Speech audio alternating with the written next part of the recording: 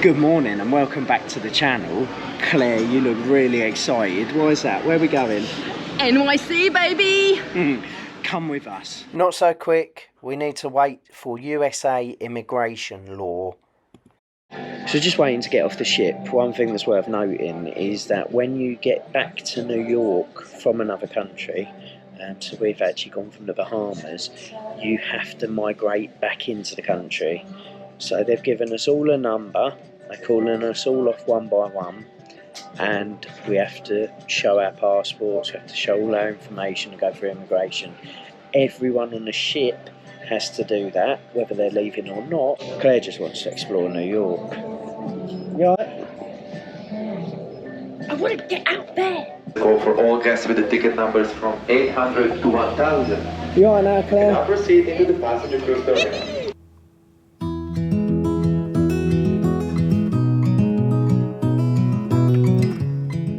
Our first stop on a 2-day packed agenda was to Liberty and Ellis Islands. This involved getting a coach from Pier 90, where we had docked, all the way down to the New York Battery. When you get to the Battery, there's only one boat that goes across to the Statue of Liberty Island.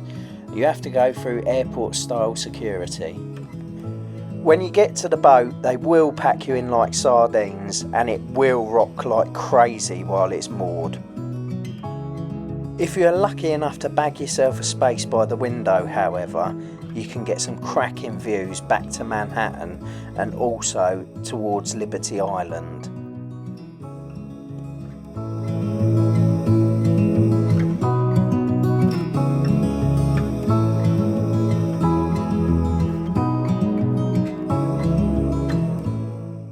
As you can see, the island does get very busy.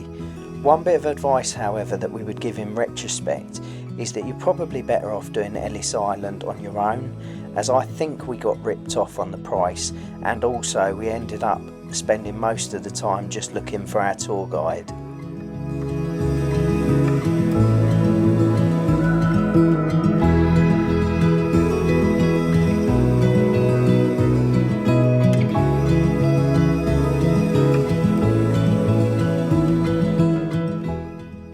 Liberty stands at 151 feet tall.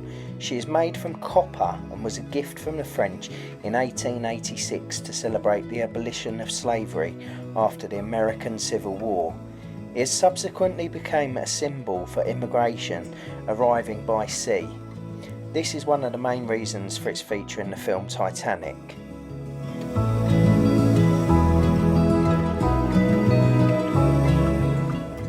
With the exception of the last ferry of the day, all ferries do a round trip from the Battery to Liberty Island, then on to Ellis Island before returning to the Battery.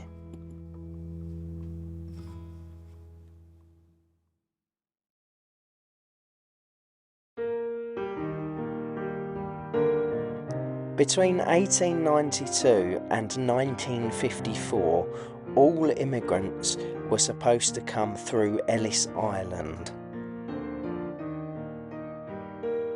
Ellis Island was seen as the last hurdle to immigration into New York, where immigrants were observed and examined and either granted the opportunity to land or sent back to their homelands. Once immigrants were registered, they then saw a doctor who had 6 seconds to decide whether they wanted to examine them further.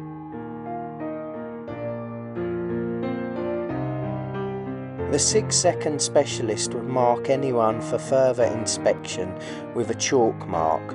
From here they would be sent to the island hospital. If they got better, they could be granted landing. If not, they may well be sent home.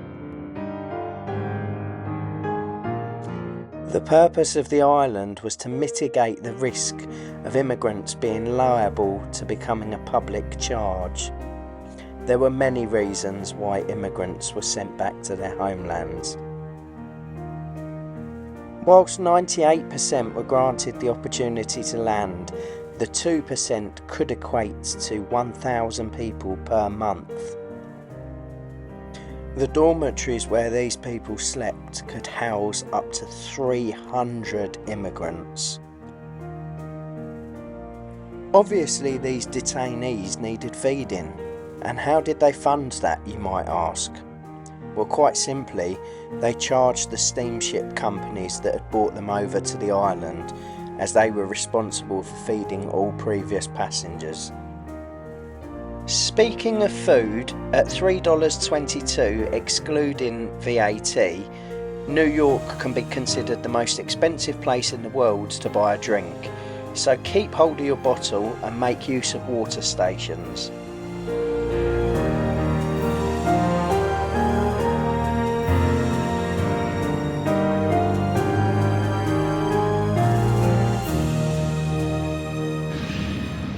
Do you land on all the big Skyliners?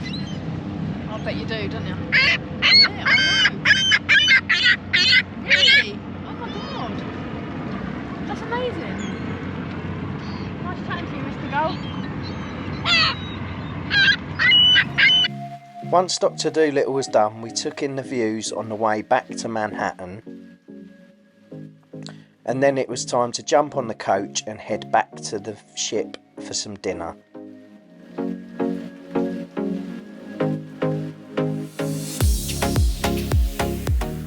After a quick freshen up and discovering we had a crab in our cabin, we headed back out to go for a nighttime cruise up the Hudson to take in New York by night. You start the cruise sitting down inside, as it is a requirement whilst they're moored at the jetty. But once you start moving, be prepared to run straight outside and grab the best spot. We can thoroughly recommend the front of the boat, although space is at a premium, so run quick. The New York skyline looks fantastic from the river. The building that you can see there is the biggest in the Western Hemisphere, the One World Trade Center. We'll go there in our next vlog. The views from the Hudson are equally spectacular by day and night. We recommend trying both. Our journey then took us up the East River and under the famous Brooklyn Bridge before going under Manhattan Bridge.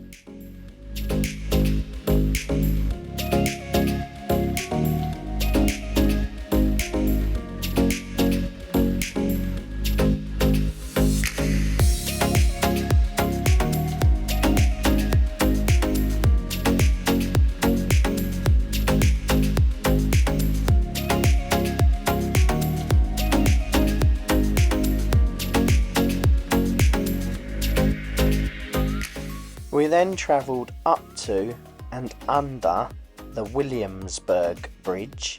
You can remember the orders of the bridges by thinking BMW before turning round by the big Pepsi Cola sign.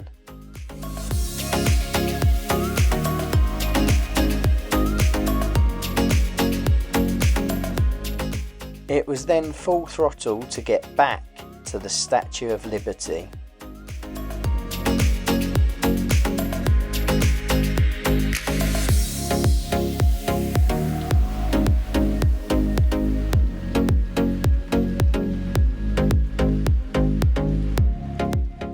The night time definitely adds another dimension to this girl's sheer beauty.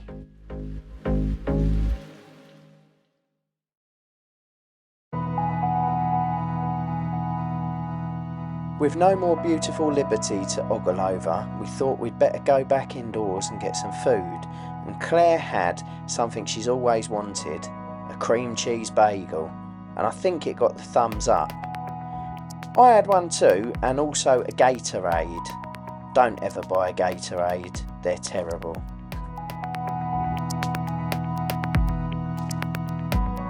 After getting off the boat, we decided to head up to Times Square. I'll be honest with you, I still don't understand how you're supposed to cross a road in New York. However, a little way further up the road, it was very reassuring to realise that we were now entering a gun-free zone. Goodness knows what we'd just come out of then.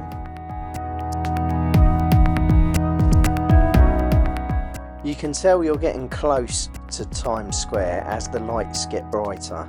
Times Square itself can actually be found on the junction between Broadway and 42nd Street. What a liberty. Get out of my video, we've seen enough of you in this vlog.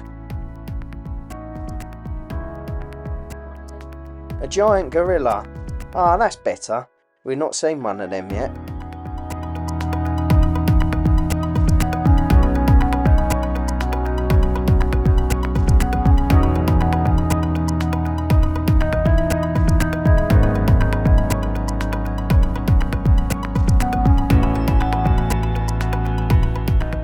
Sadly, that's all we have time for on Doolittle's Do More this week. However, you can join us next time for another adventure where we go to the top of the tallest building in the Western Hemisphere. I ride a bike with some animals. And we search for a very famous hotel. But for now, Doolittle's done.